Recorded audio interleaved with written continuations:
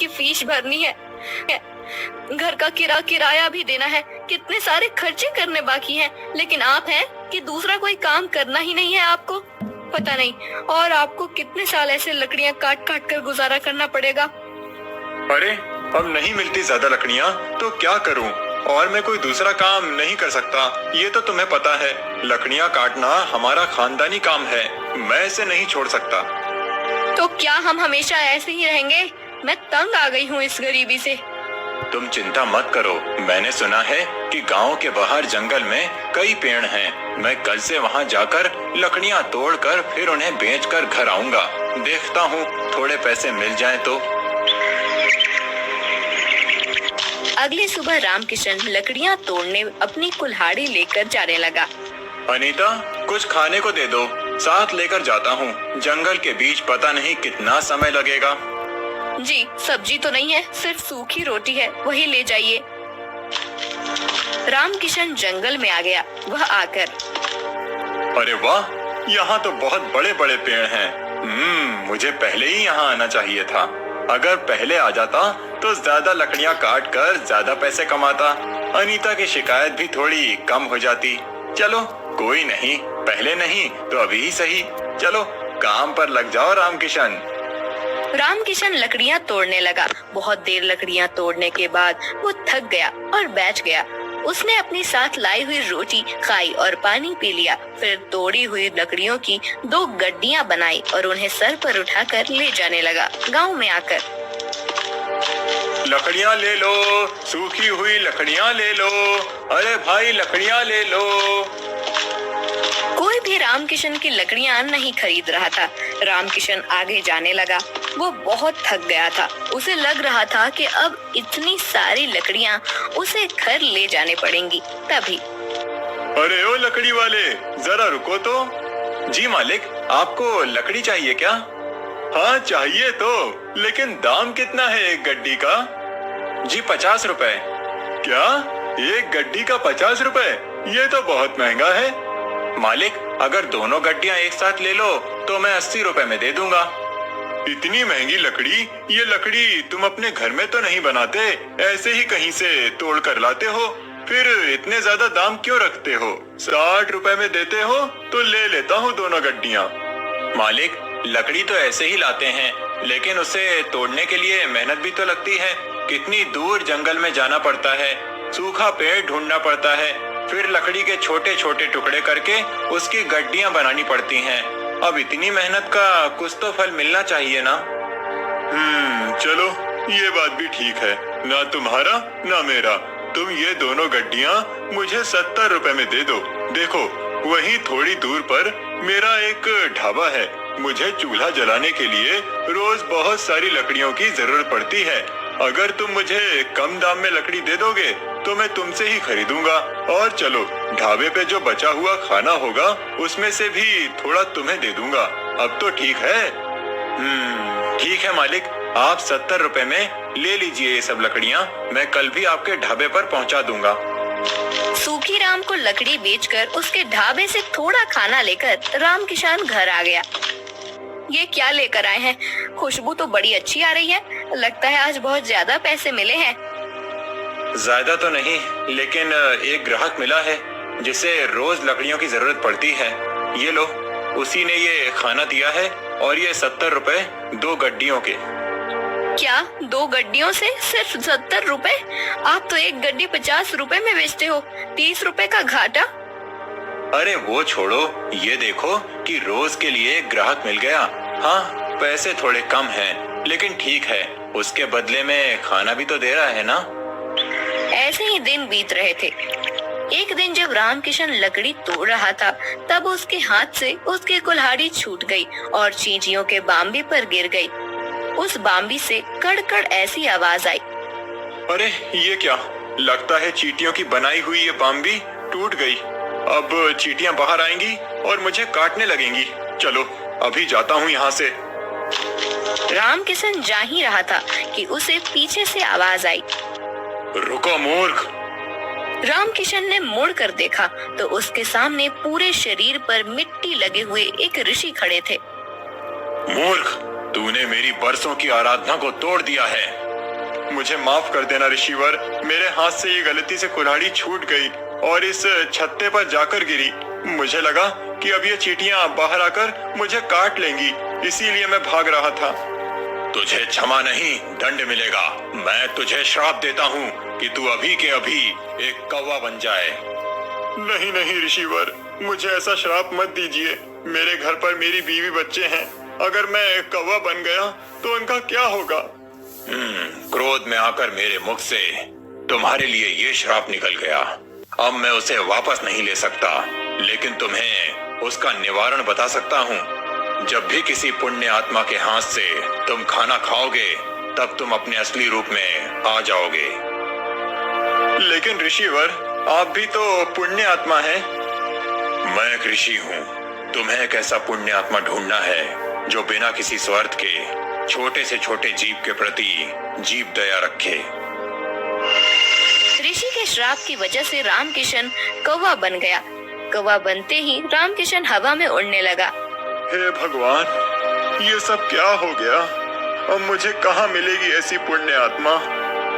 रामकिशन उड़ते हुए एक नदी के किनारे पहुंचा। वहां उसने देखा कि कुछ लोग काव काव ऐसे बोलकर कौवे को बुला रहे थे। उनके सामने खाने की चीजें रखी थी। अरे वाह, लगता है ये लोग कौवे को बुलाकर खाना खिला रहे हैं। चलो जाकर देखता हूँ, शायद इनमें से ही कोई वो पुण्य आत्मा हो। रामकिशन वहां आकर थाली में रखा हुआ खाना खाने लगा। अरे ये क्या, इन लोगों ने तो खुद मुझे बुलाया था। वैसे तो लोग कौवे को देखकर उड़ा देते हैं। मैंने तो यहाँ खाना खा लिया, लेकिन फिर भी मैं कौवा ही बना हूँ। चलो कहीं और जाकर देखना पड़ेगा।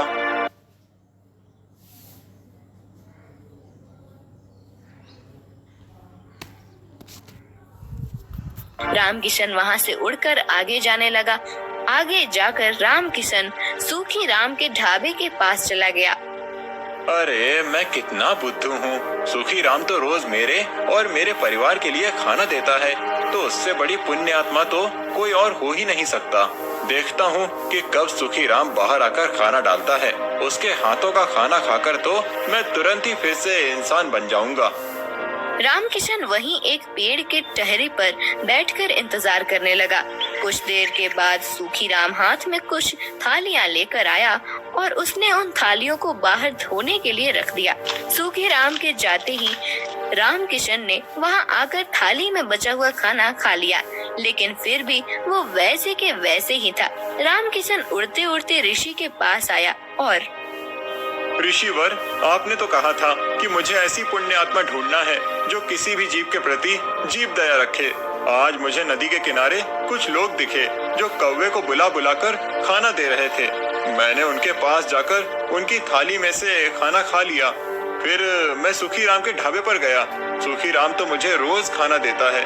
वो सारी थालियां पंछी, कुत्ते, बिल्लियों के लिए रख देता है। मैंने उसकी हाथ की थाली से भी खाना खा लिया, फिर भी मैं इंसान क्यों नहीं बना? बेटा, तुम जिन लोगों के बारे में बात कर रहे हो, उन दोनों के दिलों में स्वार्थ की भावना थी। पहले तुम नदी तट पर गए, वहाँ के लोग उनके किसी परिजन की आत्मा की शांति के लिए श्राद्ध कर्म कर रहे थे। उसमें उनका स्वार्थ था कि उन्हें पितृदोष ना लगे।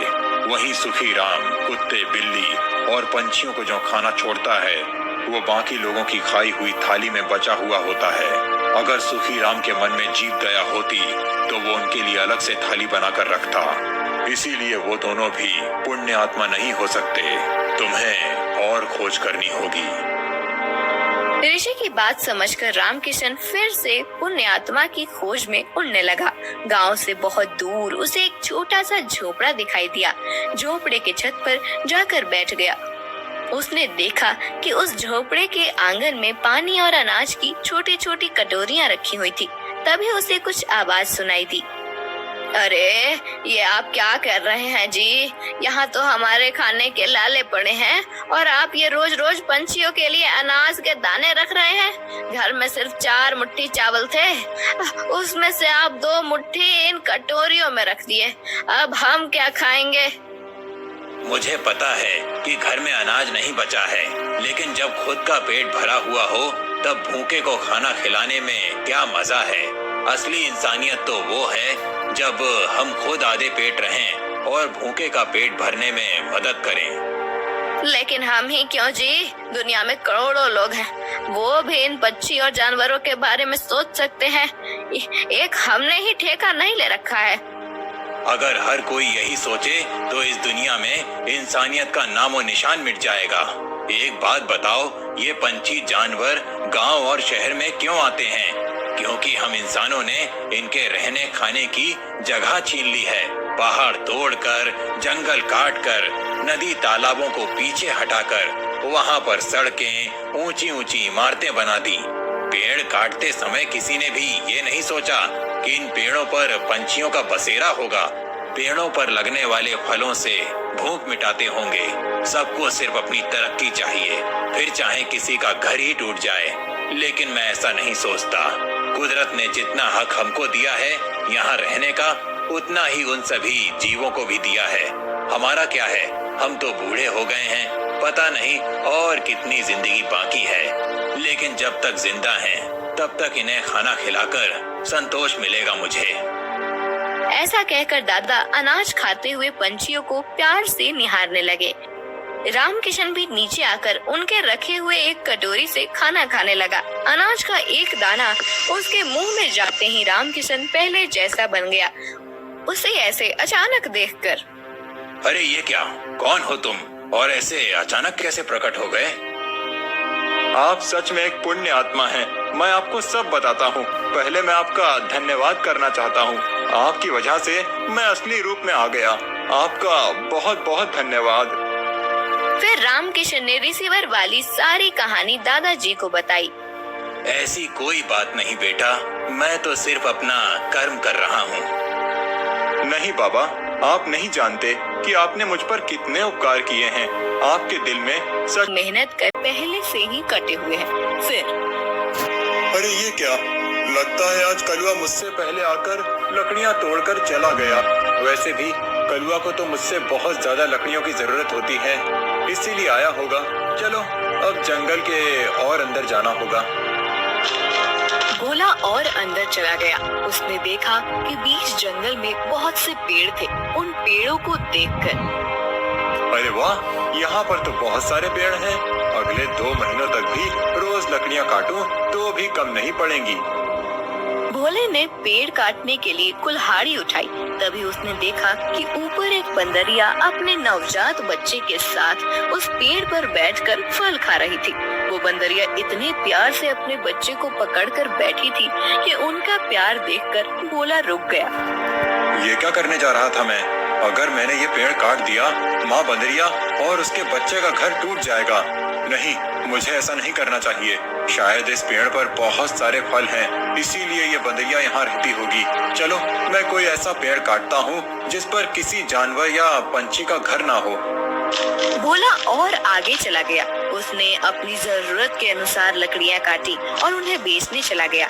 ऐसे ही दिन बीतते रहते हैं। भोला रोज उस बंदरिया और उसके बच्चे को देखता। कभी कभी भोला बंदरिया को खिलाने के लिए घर से रोटी भी ले आता। एक दिन जब भोला लकड़ी काटने गया, तब उसने देखा कलुआ उसी पेड़ पर कुल्हाड़ी चला रहा था जिस पेड़ पर उस बंदरिया रहती थी। कलुआ को उस पेड़ को काटते देख, अरे कलुआ, ये क्या कर रहे हो? ये कैसा सवाल है? भगवान ने आंखों की जगह बटन लगाकर भेजा है क्या? दिखाई नहीं देता? लकड़ी काट रहा हूँ। वो तो मैं देख रहा हूँ कलुआ, लेकिन इस पेड़ की लकड़ी क्यों काट रहे हो? किसी और पेड़ की लकड़ी काटो। पेड़ पर देखो, एक बंदरिया का घर है, उसके साथ उसके नवजात शिशु भी है कलुआ। तो क्या हुआ? वो बंदरिया किसी और पेड़ पर चली जाएगी। इतने सारे पेड़ तो हैं। लेकिन कलुआ, लेकिन कुछ नहीं। चल निकल जा यहाँ से। आया बड़ा मुझे सिखाने वाला। और सुन, इस पेड़ को तो पूरा मैं ही काटूंगा। ये ध्यान रखना, तुझे चाहिए तो कहीं और चला जा, नहीं तो ये देख रहा है ना कुल्हाड़ी, मुझे जरा सी भी देर नहीं लगेगी इस कुल्हाड़ी को तुझ पर चलाने में। कलुआ पेड़ काटने लगा। भोला बेचारा चाह कर भी कुछ नहीं कर पाया और आगे चला गया। दोपहर के समय जब भोला जंगल से लौट रहा था, तब सपने देखा कि कलुआ ने वो पूरा पेड़ काट डाला था। भोला को बहुत बुरा लग रहा था। तभी उसकी नजर पेड़ के एक बड़े लकड़ी के नीचे गई। वो बंदरिया उस लकड़ी के नीचे मरी पड़ी हुई थी। उसे देख भोला के आंखों में आंसू बहने लगे। भोला को लग रहा था कि शायद उसके बच्चे की भी मौत हो गई है। भोला उस बंदरिया के पास गया। तभी उसने देखा कि बंदरिया ने मरते हुए भी अपने बच्चे को अपने गोद में सुरक्षित रखा था। हे भगवान, तेरी महिमा अपरंपार है।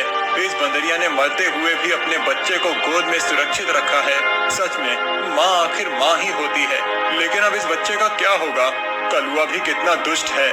मैंने बताया था उसे इस पेड़ पर इस बंदरिया का घर है, लेकिन उसने मेरी बात नहीं सुनी। फिर भोला ने गड्ढा खोदकर बंदरिया के शव को उस गड्ढे में डाल दिया। फिर उसके बच्चे को अपने गोद में उठाकर अपने साथ उसे घर ले आया। उस दिन एक बात से भोला अपने छोटे भाई की तरह उस बंदर को साथ रखने लगा। एक दिन भोला लकड़ी काटने गया था। तब क्यों भोला, सुना है तूने किसी बंदर को पाल रखा है? अरे खुद का पेट तो तुझसे भरता नहीं, अब उस बंदर को क्या खिलाएगा? वो वही बंदर है कलुआ, जिसकी माँ के तुम हत्यारे हो। मैंने तुम्हें कहा था कि उस पेड़ पर उस बंदरिया का घर है, फिर भी तुमने वो पेड़ काट दिया। वो बंदरिया पेड़ से गिरकर मर गई। इसीलिए मुझे इंसानियत के नाते उस बंदर को अपने साथ ले जाना पड़ा। अगर मैं उसे नहीं ले जाता तो इस जंगल में ऐसे ही उसकी मौत हो जाती। हाँ, तो तू बड़ा दयावान है ना। सारी दुनिया की इंसानियत और अच्छाई एक तुझ में ही भरी हुई है ना। कलुआ, मेरी तुमसे विनती है कि आगे से तुम कोई भी पेड़ काटते समय थोड़ा ध्यान दो कि किसी जानवर पंछी का घर न टूटे। ये भोला, मैंने पहले भी एक बार तुझसे कहा था कि तू मुझे मत सिखा। जब तूने कुल्हाड़ी हाथ में लेना सीखा था ना, उसके कई साल पहले से मैं लकड़ी काट रहा हूँ। तू कौन होता है मुझे सिखाने वाला? रुक, तुझे अभी मजा चखाता हूँ। ऐसा कहकर कलुआ ने भोला को पीटना शुरू कर दिया। उसे पीटने के बाद भोला को उसने चेतावनी भी दी कि आगे से अगर वो इस गांव में लकड़ी काटने के लिए आएगा तो उसे अपनी जान से हाथ धोना पड़ेगा। बेचारा भोला घर आ गया और बंदर से बात करने लगा। चलो दोस्त, अब इस गांव से हमारा ताना पानी उठ गया है। उस कलुआ ने मुझे पीटकर साफ साफ चेतावनी दे दी है। अब अगर जान बचानी है तो इस गांव को छोड़कर जाना ही बेहतर होगा। चलो, हम कहीं और जाकर हमारी अपनी दुनिया बसाएंगे। भोला बंदर को अपने कंधे पर बिठाकर गांव से कहीं दूर जाने के लिए निकल गया। दिन बीत रहे थे और भोला दर बदर भटकते हुए काम की तलाश कर रहा था। ना तो उसे काम मिल रहा था और ना उसके रहने का कोई ठिकाना था। जैसे तैसे अपने लिए और बंदर के लिए वो एक वक्त का खाना जुटा पा रहा था।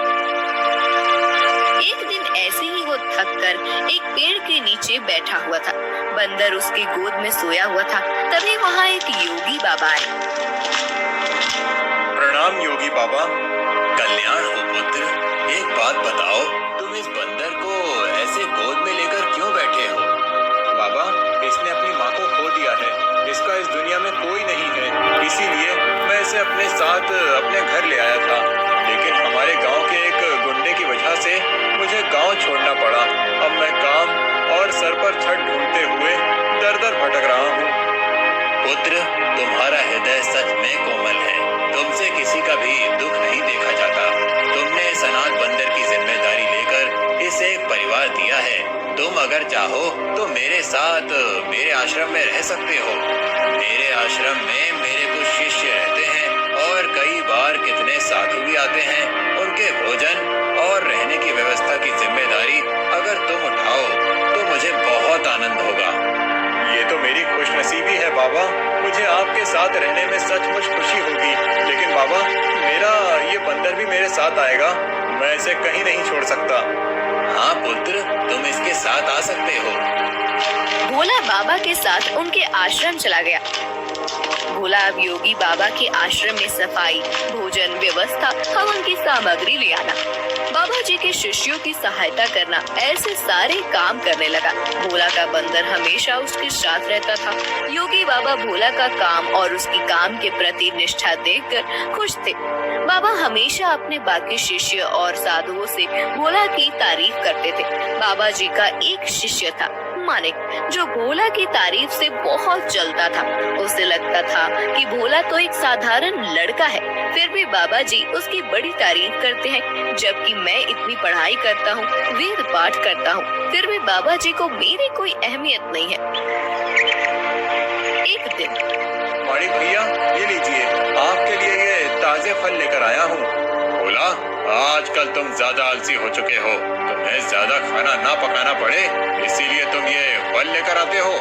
ऐसी बात नहीं है भैया, वो बाबूजी ने आज सबको फलहार करने को कहा है, इसीलिए मैं फल लेकर आया था। भोला बात कर ही रहा था कि तभी उसका दोस्त बंदर आया और उसने मानिक के फल खा लिए। अरे अरे, ये क्या? अरे संभालो तुम्हारे इस बंदर को, पूरे आश्रम को सर पर उठाकर रखा है। ये बंदर मेरे फल खा गया। भोला, अभी के अभी इस बंदर को भगाओ इस आश्रम से, नहीं तो मैं योगी बाबा से इसकी शिकायत करूंगा। माणिक भैया, मैं आपसे माफी मांगता हूँ और आपके लिए और फल लेकर आता हूँ, लेकिन मेरे इस भाई को मैं अपने से अलग नहीं कर सकता। मानिक को भोला पर बहुत गुस्सा आया। उसने योगी बाबा से भोला की शिकायत की, लेकिन बाबा जी ने भोला का पक्ष लेकर मानिक को ही सुना दिया और ध्यान मग्न हो गए।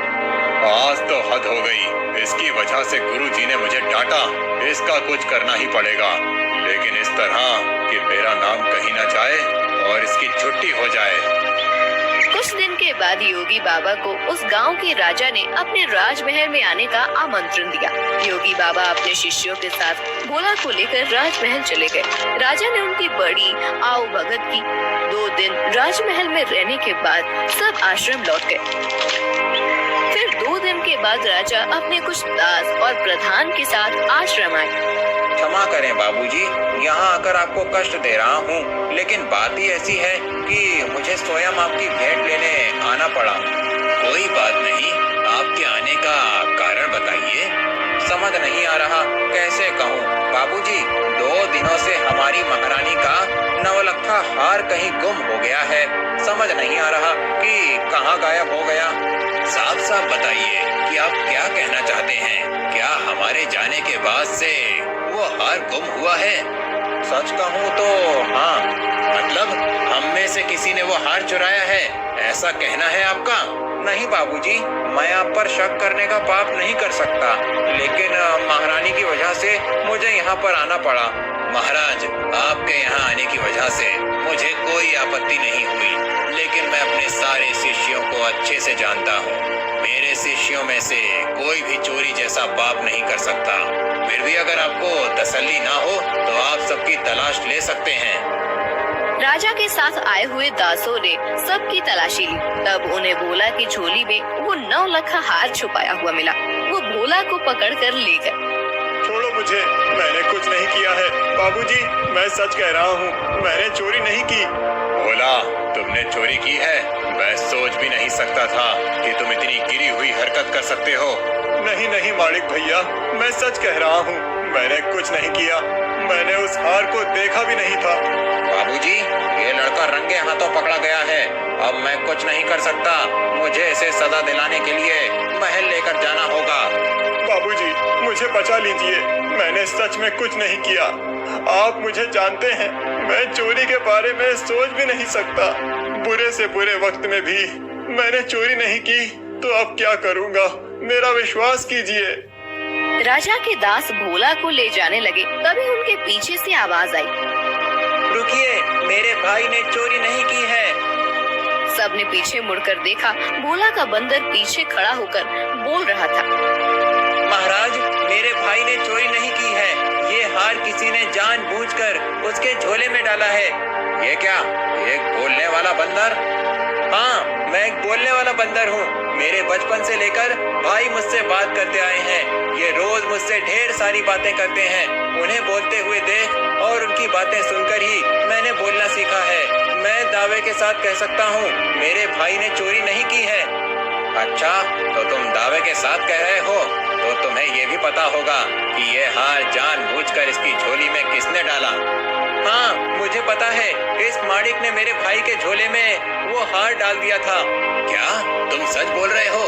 नहीं नहीं बाबूजी, ये झूठ बोल रहा है, मैंने सच में चोरी नहीं की है। तुम्हारी लड़खड़ाती हुई जुबान ने सब सच कह दिया है माणिक। मैं कभी सोच ही नहीं सकता था कि तुम ऐसा करोगे। सच सच बताओ, तुमने चोरी क्यों की और उसका इल्जाम बेचारे भोला पर डालकर क्या करना चाहते थे तुम? माणिक ने अपनी जलन के बारे में सब सच सच बाबा जी को बता दिया। महारानी के हार की चोरी के जुर्म में माणिक को पकड़ लिया गया। फिर भोला, तुम्हारा ये बंदर सच में बड़े काम का है। ये हमारे राज्य की बड़ी मदद कर सकता है। मैं चाहता हूँ कि तुम इसके साथ हमारे राज्य के गुप्तचर बन जाओ और हम